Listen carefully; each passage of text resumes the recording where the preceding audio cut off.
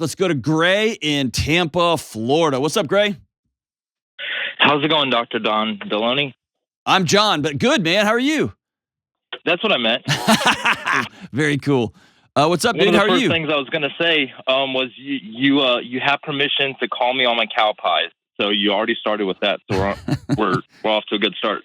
Excellent. Hey, real quick, you're there in Florida. Did y'all make out okay? Y'all doing okay after the hurricane? Yeah, I live about an hour north of Tampa, so we were okay. But with my job, I'm an electrician. I've been down in the thick of it all week, and it's pretty heartbreaking. Yeah. Well, thank you for being one of the linemen out there working. I know you guys are working around the clock to get power restored to that community. So thanks for your service, my brother. Yeah, I'm not a lineman, but I do all the commercial stuff. So as they bring in power, I'm there to help get it going. Awesome. Make sure everybody's safe inside. Well, thank you so much, man. All right, what's up? How can I help? Okay. You're gonna have to kind of bear with me through this. But first, I'm gonna give you permission to speak into my life.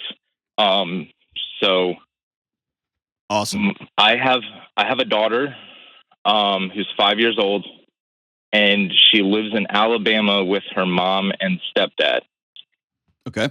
Last year, my daughter's mother reached out to me and asked if her husband could adopt my daughter, having me sign over, asking if I would be willing to sign over my parental rights and allow him to adopt. And it came at a really rough time. I got that text. She sent it in a text. That's a whole nother story. But she sent it in a text as I was pulling back in the driveway from my little brother's funeral. Okay. So I didn't have time to couldn't cope with those two things at once. And now it's been some time, and I don't know how to walk forward on this. I have been out of my daughter's life for most of her life after the court, and I don't know the proper term here, so forgive me, but after paternity was established right before my daughter turned 2, I did have a relationship with my daughter. We would video chat pretty consistently. I would talk to my daughter's mom on the phone probably 3 or 4 days a week, and video chat with my daughter minimum of 2 days a week for about a year. And then my daughter's mom thought it would be best for her to only have one dad in her life, and that wasn't me. So she hasn't wanted me a part of my daughter's life for the past about two years. And I haven't gone to a court system to try to fight, and that's kind of what I'm calling about. Is I don't know if it's right to fight and go through the battle of custody. When I've seen how my daughter's mom reacts to her son's father. My daughter has an older brother, the same mom, and they dealt with that. And even though the courts did get involved, it still wasn't a good situation for nearly anybody. And I don't know the ramifications of that on a kid. My parents were divorced and lived in different states for a little while. But I also grew up in the home with my mom and dad until about middle school. So it was a bit of a different situation there. When's the last time you've seen your baby girl? 4 years ago. Why? One is I haven't been in the area, and I haven't been. Why? This is a particularly hard call for me because I got a 6-year-old little girl. And I know that's why I gave you permission to speak I in know. my life, because I knew it was going to be hard. Well, so yeah, I'm just going to be direct with you. I flew my family out to be with me this weekend while I was doing an event in Los Angeles, and they came and we ran around town and it was fun. And then they flew out a day early because I had an event to do. I almost woke my daughter up last night when I got home, and it was 24 hours. I don't breathe well when she's not around. The idea of going 4 years intentionally, like, bro, I'd be mowing yards in Alabama, dude. I don't know. I can't wrap my head around it psychologically. Like, so why haven't you seen your daughter in 4 years? I don't have a good answer for that. Okay. Every time I have attempted, it has been shut down. With you're not your daughter's dad anymore, and Hey, hold on. we don't want her to know about you. Well, she's going to know about you, so that's dumb. I know that's the case, but hold right on. now They are right. You haven't been her dad. Correct. That's fair. You fathered this kid, but you have not been her dad. Correct. Going all the way back to the beginning, it's Elaine that she sent this into a text, and you might be the kind of guy that has to get it in a text because she's not safe to call you on the phone, or you're going to act like an idiot, or what? Like, who knows, man? Or she's going to get mad. Who knows? But if that's if that's how she felt safest to contact you, that's not how I would have done it, but I don't have a relationship with you, and I don't know how you are about things. Like, video chat is not a relationship. Correct. You basically were a television show for your daughter with an interactive character. A relationship is showing up in physical touch and eyesight and letting her see a part of herself in you, because a part of her is in you. That's a relationship. So you chit-chatted on a computer, right? But that's not relationship.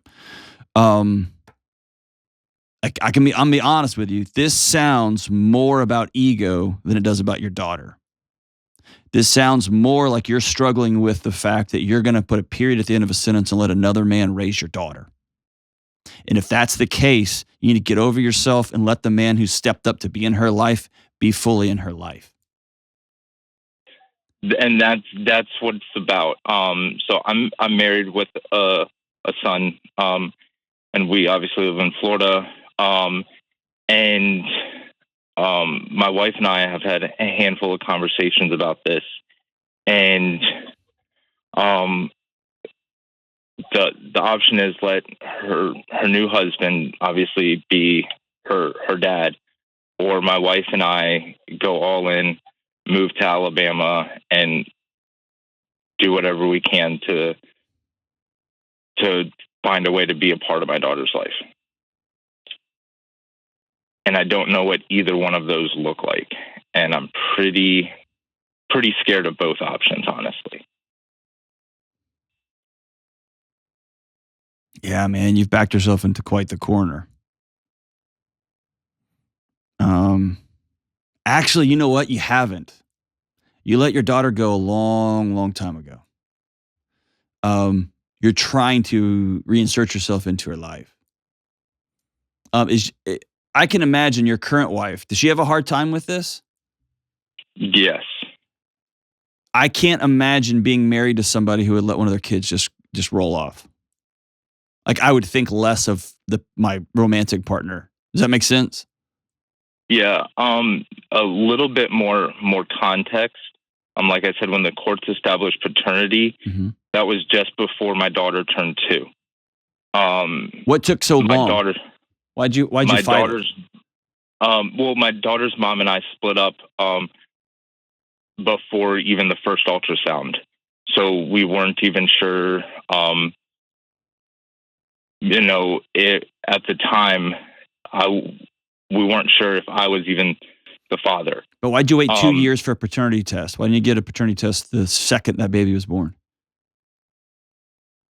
because I was terrified, just like I am today. Yeah, dude. You're scared, man, and I get it. But you lost your daughter.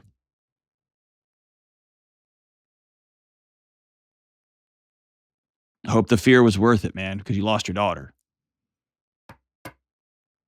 And that's a conversation you'll have to have one day with this little girl who's going to say, Daddy, what was so bad about me that you didn't show up? And you're going to have to say, well, I was really scared.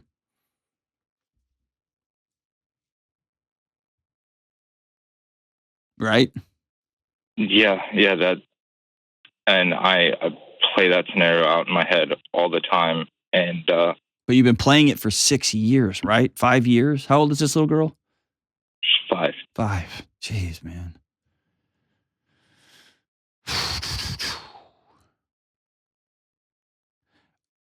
Like, this is so, man, I'm not going to keep saying that. I just don't have the psychology for it. I don't know what keeps you from knocking off work today and driving to Alabama and saying, hey, I want to have a sit down conversation with the other 2 grown-ups in my child's life. And I guess at this point you're married, so bringing your wife along too. And here's what I can't answer. I can't answer the psychological impact on this little girl other than to know it's going to be, she's going to have it rough either way. She's going to at some point reach out to you. Man, I'm just thinking about this in real time, dude. Tell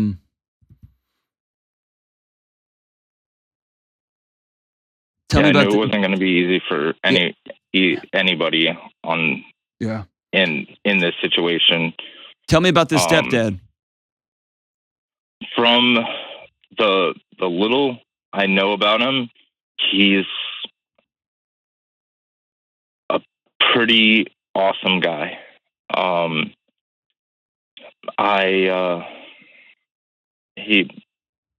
He's involved in their church, and has brought my daughter's mom and daughter into a community with faith, and he takes time. For the longest time, I worked nights, and he works nights also, and it's just really hard on your body. And he would first thing he would do when he would get home is just spend hours playing with our daughter, and I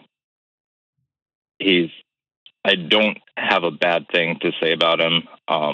Is it shaming to you that he's been more present in your daughter's life in that way than you have? 100%. Okay.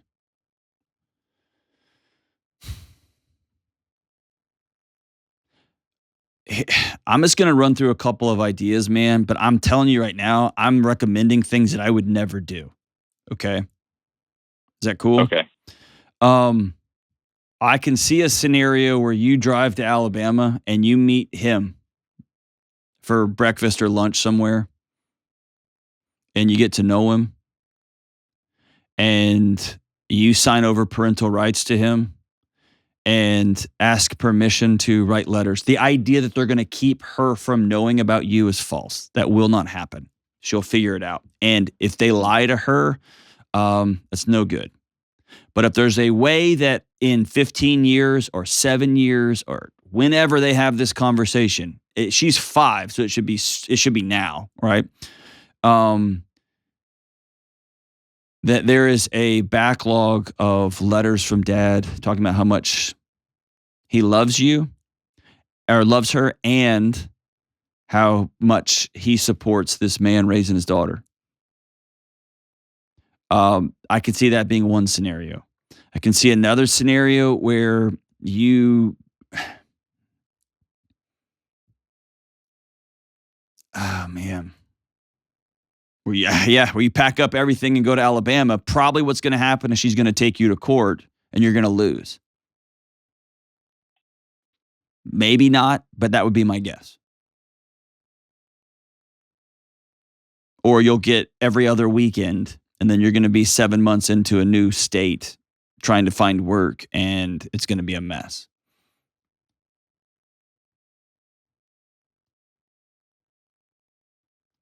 Yeah, either way, it's a mess. Yeah. And I What do you want to do? it depends on Nope. what time of day you ask me. What do you want to do? Here's what I'm telling you. I'm not going to judge you either way right now. You can hear in my voice. I beat you up enough. What do you want to do? I want to sign over my rights and have her new dad fill in where I walked away. Okay. Sign over the parental rights then, man.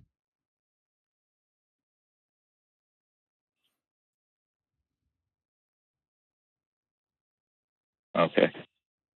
And that's a hard thing It is to do, because I'll say that out loud to my wife or by myself while I'm driving, and then I'll just break down and fall apart and feel like that's the wrong thing. Then get in your car and move your family today, man.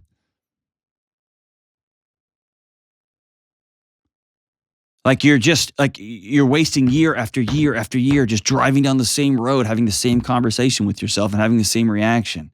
Do something, man. Because that little girl's getting older every day. Have you corrected this with your son? Yes, yeah, yeah. He has a very present dad. I'm not Bandit from Bluey, but I'm not either. I want to be so bad, dude. That dad's incredible, dude. I tell you what, that's the benchmark that I try to hold myself to for my son. It's phenomenal. So, yeah, I worked a 31-hour shift yesterday, and still came home and spent 4 hours playing airplane and wacka wacka and reading books. Good. And that so. I don't know, man. This is the single most conflicted I've ever been on this show. I knew it was going to be tough for you. I tried to phrase it in a way that you were prepared. I appreciate it. Beforehand. Like every ounce of my being says, go rescue that little girl. And every ounce of my being says, you cashed out 5 years ago, dude. It's time to move on. But I know you can't move on from your daughter. And so I'll say it this way. There is no decision you can make that's not going to cause people hurt. There's no decision you can make that you're going to feel great about when it's over. And there's no decision you can make that is not going to leave an ache inside your little girl that she's going to have to manage for a long, long, long time. That ship has sailed. So now it's about making the best right decision, even though it's going to be painful and even though it's going to be hard. Because it's going to be painful and hard to drive to Alabama and say, I screwed up. This isn't the man I want to be. And I want to be present in my daughter's life. And you, sir, have been an extraordinary man. And I honor you. I can't give my daughter away.